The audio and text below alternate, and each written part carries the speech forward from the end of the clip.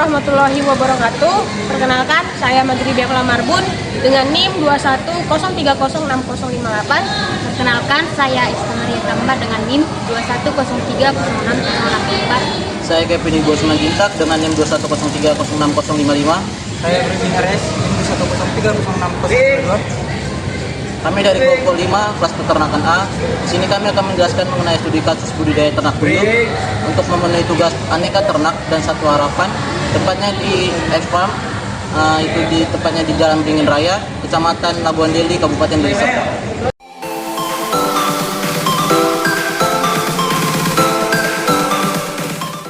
Baik, di sini saya akan menjelaskan mengenai manajemen perkandangan. Nah, sebelum kita membuat kandang, itu terlebih dahulu kita harus mengetahui apa saja syarat dalam pembuatan kandang. Nah, syarat yang paling penting dalam pembuatan kandang itu yang pertama harus jauh dari pemukiman penduduk. Kemudian harus jauh dari sumber kebisingan, karena puyuh tersebut jika berasa di tempat yang bising, maka puyuh tersebut akan stres. Nah, untuk lokasi kandang milik peternakan yang kami kunjungi ini itu sudah memenuhi syarat ya, dimana kandangnya itu jauh dari pemukiman, bebas dari banjir, wabah, serta siklus udara yang cukup. Nah, adapun tipe kandang yang digunakan peternakan ini yaitu tipe kandang susun, dimana untuk bahannya itu digunakan dari kayu ringan atau kawat besi. Dan adapun peralatan lain yang digunakan yaitu 2 jenis tong air, dimana tong yang warna merah itu digunakan untuk minum ternak yang berasal dari air sumur, sedangkan tong yang warna kecil yang warna biru itu digunakan untuk vitamin dan dialirkan melalui pipa di setiap kandangnya. Untuk jumlah kandangnya itu ada 2, di mana setiap kandangnya itu memiliki 4 tingkatan dan setiap kandang itu terdiri dari 12 set, dengan jumlah keseluruhan kandangnya itu ada 24 set kandang, di mana setiap kandang itu memiliki ukuran dengan lebar 1,24 cm dengan panjangnya 50 cm per setnya. Nah, untuk total biaya pengeluaran dalam pembuatan kandang puyuh tersebut yaitu berkisar 7.200.000 untuk 24 set kandang saja.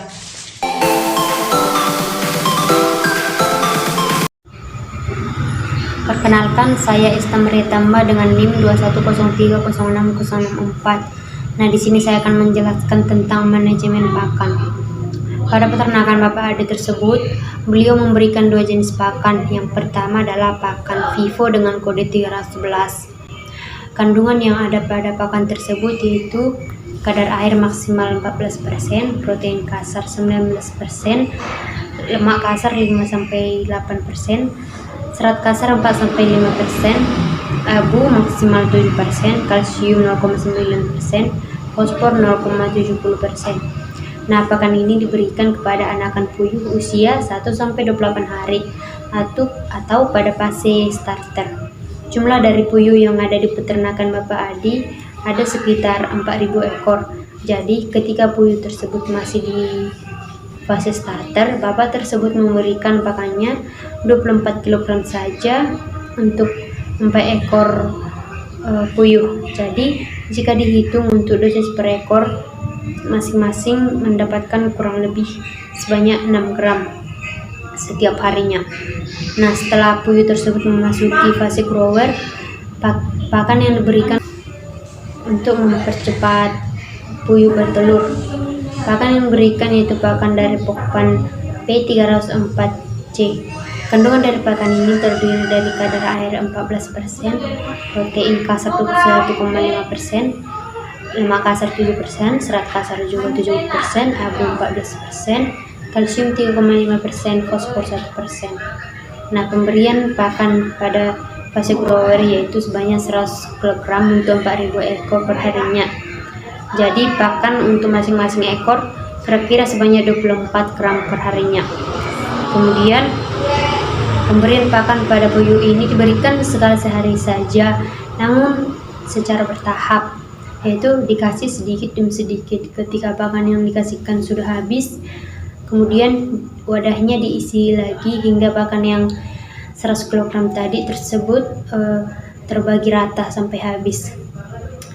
Pemberian pakannya itu antara pukul 5 sore sampai jam 7 sore.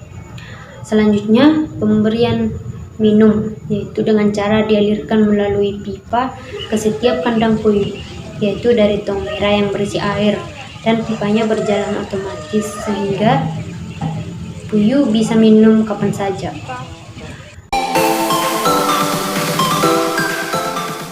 Baik, di sini saya akan menjelaskan manajemen kesehatan.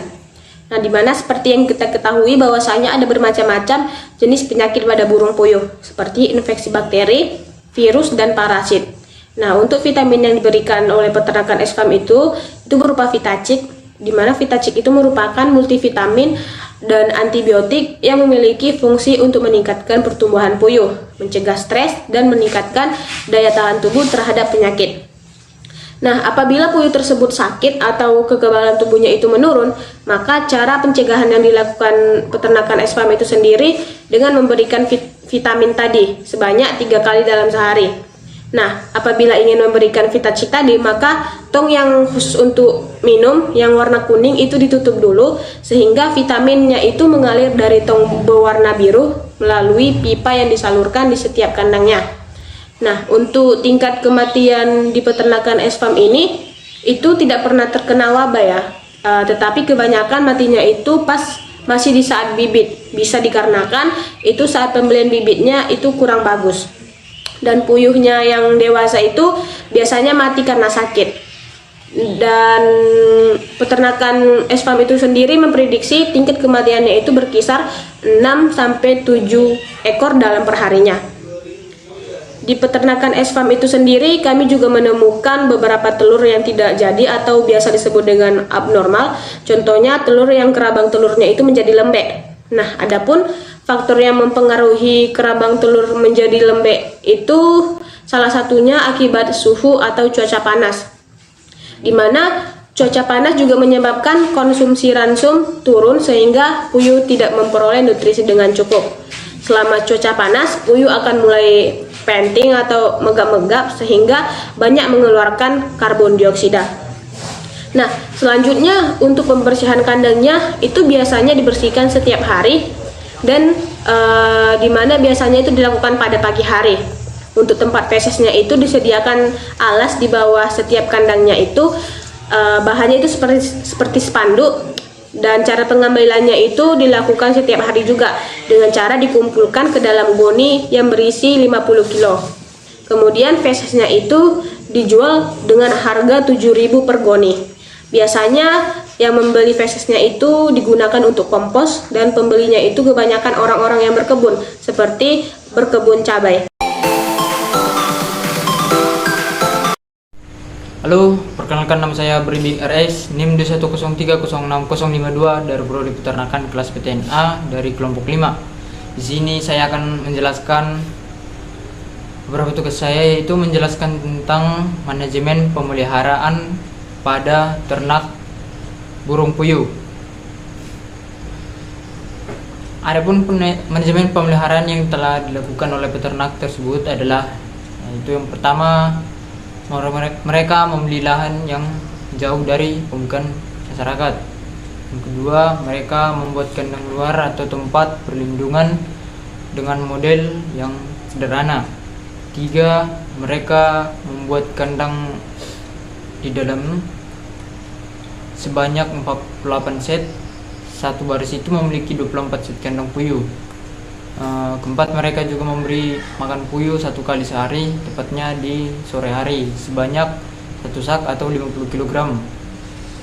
Kelima, mereka juga memberi minum, di mana air minum ini berasal dari sumur yang telah ada dalam politank yang kemudian akan dialirkan ke seluruh pipa yang ada di dalam kandang secara otomatis. Lalu yang keenam, mereka juga memberi vitamin terhadap burung puyuh di saat burung puyuh tersebut sudah mengalami gejala penyakit.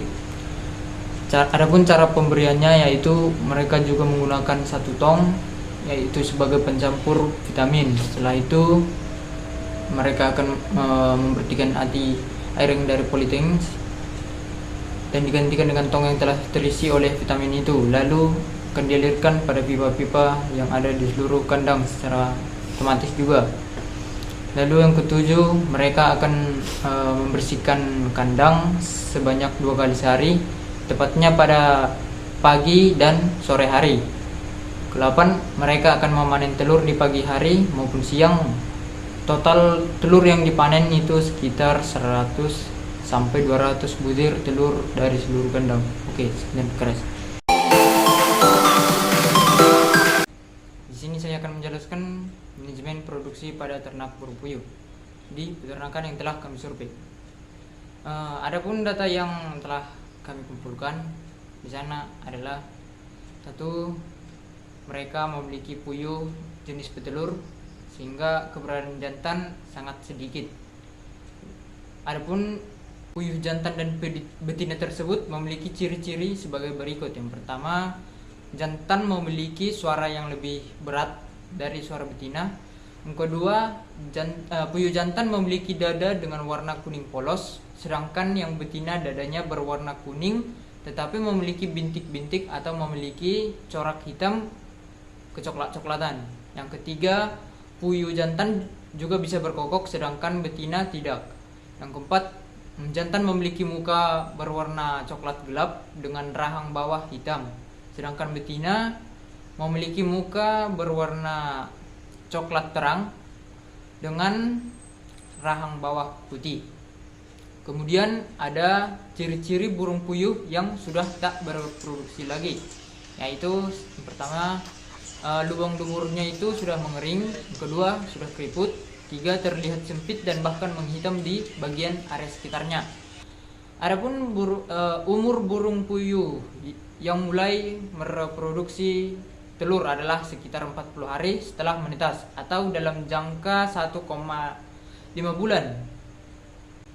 Adapun hasil reproduksi burung puyuh tersebut mencapai 1000 butir dari seluruh kandang.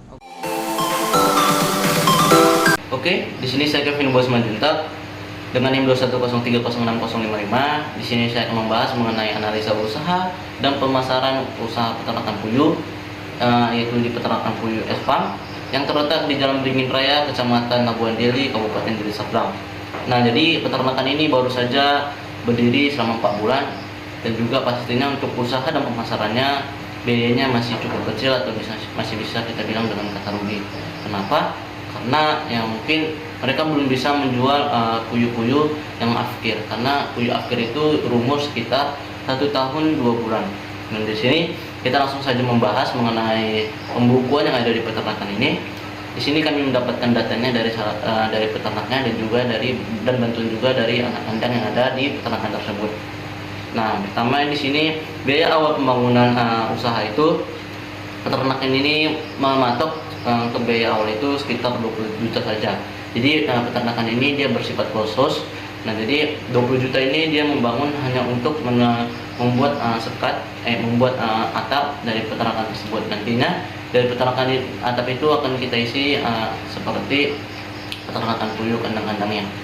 Dan kemudian di sini ada juga pengeluarannya untuk kandang, untuk mengisi kandang-kandangnya, kandang yang sudah berdiri tadi.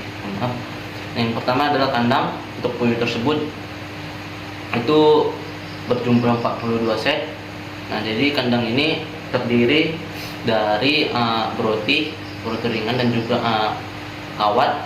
Nah, jadi posisi kandang ini dia tuh agak memiring gini guys, karena biar apa, saat nanti puyuhnya bertelur dia akan jatuh perana atau bisa juga digoyangkan agar telur yang dikeluarkan dari burung puyuh tersebut nantinya akan jatuh keluar dan bisa dikutip dengan mudah oleh peternak atau anak kandang yang ada di peternakan tersebut. Dengan harga 42 setnya tadi, satu setnya itu berharga Rp300.000 dan kemudian kita kalikan dengan 42 set, yaitu total dari kandang sendiri Rp12.600.000. Kemudian ada tempat minum atau tong yang berwarna oranye. Nah, jadi tempat minumnya ini dia tong yang berwarna oranye yang berisi sekitar 500 liter. Jadi di peternakan ini tempat minumnya itu bersifat otomatis. Jadi nantinya tong oranye itu akan diisikan air, dan air yang ada di tong oranye ini nanti akan dialirkan ke masing-masing kandang dengan bantuan pipa. Jadi harga satu tong aren itu sekitar 1.500.000 rupiah. Kemudian ada tempat untuk minum vitamin. Nah, jadi atau tong berwarna biru. Jadi di peternakan ini juga sama, tempat untuk vitaminnya itu dia dengan cara vitamin itu pemberiannya dengan cara langsung digabungkan dengan air. Tetapi tong ini berukuran lebih kecil, sekitar 200 sampai 300 liter. Dia metodenya masih sama, dialirkan dengan pipa-pipa, tetapi diisi air dulu baru campurkan dengan vitamin. Nantinya dialirkan melalui pipa-pipa ke kandang-kandang yang ada. Itu sekitar 700.000 rupiah. Kemudian ada pipa ini yang tadi fungsinya untuk membantu mengalirkan air ataupun vitamin ke kandang tersebut agar puyuh bisa minum. Jadi peternak tidak perlu lagi untuk memberi minum, tetapi pemberian minum itu secara otomatis. Pipa itu ada sekitar 168 unit, yaitu harga satu unitnya pipa itu atau 1 meternya sekitar 13.500. Nah, pipa ini dia berukuran 1 inci. Jadi total dari pipa tersebut adalah 2.268.000 rupiah. Kemudian ada bibit. Nah, bibit ini merupakan bibit puyuh ada di ternak ini adalah bibit puyuh Jepang. Jadi bibit tersebut dibeli sebanyak 4.000 ekor dengan berskala ada 3 kali periode. Periode pertama itu pembeliannya 1.000 ekor. Kemudian pemberian periode kedua dan ketiga pembeliannya itu sekitar 1.500 ekor. Di periode kedua dan ketiga itu sekitar 1.500 juga. Periode itu berskala 2 sampai 3 minggu sekali. 2 sampai 3 minggu setelah periode pertama dibelilah periode kedua, kemudian 2 sampai 3 minggu berikutnya dibelilah periode ketiga. Nah, jadi untuk 4.000 itu tersendiri biaya dikeluarkan adalah sekitar 10 juta rupiah. Dengan harga bibit itu 2.500. Kemudian untuk pakan dan kesehatannya itu ada pakannya yang pertama adalah P34OC yang diproduksi oleh PT Sampokpan. Di sini itu sekitar 90 unit atau 90 sak yang sudah digunakan selama kurang lebih 4 bulan. Jadi untuk satu saknya itu seharga 380.000 rupiah. Jadi totalnya adalah 68.400.000 rupiah. Kemudian ada 311. Di sini juga ada Pro 311 yang berjumlah sekitar 6 sak dengan harga satu saknya itu 534.000 rupiah. Dengan total 3.204.000 rupiah. Jadi di sini saya jelaskan sedikit. 311 itu nantinya diberikan hanya sampai batas umur 28 hari saja maksimalnya. Dan selanjutnya akan diberikan P34OC. Sedangkan itu diberikan untuk seterusnya karena itu untuk berpotensi untuk merangsang telur, merangsang puyuh agar bisa bertelur dengan cepat. Nah, jadi kemudian ada vitamin. Vitamin ini yang diberikan adalah Vitacid. Vitacid itu yang digunakan yang dia berbungkus warnanya hijau. Jadi digunakan sebanyak 24 dan dengan harga satu sasetnya itu 20.000 rupiah. Kemudian kita bisa totalkan yaitu sekitar 48.000 rupiah. Maaf. Dengan total untuk pengeluaran pakan dan kesehatannya itu adalah 71.000 rupiah, 71.652.000 rupiah. Kemudian ada biaya yang tak terduga atau biaya dan lain-lain. Seperti yang pertama adalah transportasi.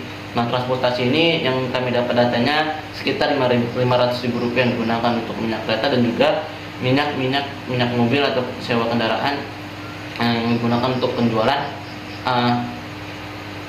telur tersebut. Nah, biaya 500.000 ini bisa kemungkinan berubah dikarenakan pastinya jika telur yang dihasilkan itu meningkat dan juga penjualan yang meningkat, pasti nantinya biaya dari transportasi ini juga akan meningkat. Kemudian ada listrik dan air. Dan listrik dan air ini per bulannya sekitar 300.000 rupiah. Kemudian ada upah tenaga kerja. Jadi peternakan ini hanya satu digunakan anak kandangnya itu satu orang saja dengan upah 2.500.000 rupiah. Jadi total untuk biaya tak terduga itu seperti yang digunakan lainnya itu sebanyak 3.300.000 rupiah. Nah, jadi kita bisa totalkan semuanya untuk pendapatan per bulannya, yaitu kita kurangkan modal kita kurangkan dengan pakan dan kesehatan, biaya pakan dan kesehatan, kemudian kita kurangkan dengan biaya yang tak terduga tadi untuk transportasi listrik dan upah tenaga kerja, kemudian biaya untuk peralatan kandang, dan juga kita jumlahkan dengan hasil dari penjualan telur. Jadi penjualan telur ini hasilnya itu kita tambahkan karena ini merupakan suatu keuntungan atau pemasukan dari peternakan tersebut. Saat ini mereka masih hanya bisa menjual telur karena masih 4 bulan, tapi nanti mungkin di waktu-waktu yang datang mereka memang sudah ada niat untuk menjual puyuh-puyuh yang sudah masuk tahap afkir. Nah, jadi hasil penjualan telurnya itu sekitar 27.324.000 rupiah. Jadi itu datanya untuk penjualan telur sendiri dilakukan sebanyak 2 kali seminggu dengan penjualan sekalinya itu sekitar 1000 butir telur, yang dengan harga dengan penjualan itu metode dengan papan, satu papannya itu sekitar 34.500, dan untuk sebulannya saja dihasilkan sekitar kurang lebihnya 1.385.000 rupiah. Dan ini kita sudah kurang lebih 3 bulan atau 4 bulan, jadi dihasilkan 27.324. Nah, jadi di sini bisa kita lihat bahwasanya peternakan ini masih mengalami kerugian sekitar 54.696.000 rupiah. Mengapa peternakan ini masih mengalami kerugian? Karena kan peternakan ini masih kita bisa bilang baru. Mereka belum bisa membalikkan modal karena mereka juga belum bisa menjual puyuh-puyuh yang afkir, karena 4 bulan tadi masih berjalan, sedangkan puyuh yang afkir itu sekitar usia 1 tahun 2 bulan. Jadi saat ini kami hanya bisa mendapatkan data yang seperti itu saja. Mungkin sekian penjelasan yang dapat kami sampaikan. Salah dan kurangnya kami mohon maaf. Kami sudahi. Assalamualaikum warahmatullahi wabarakatuh.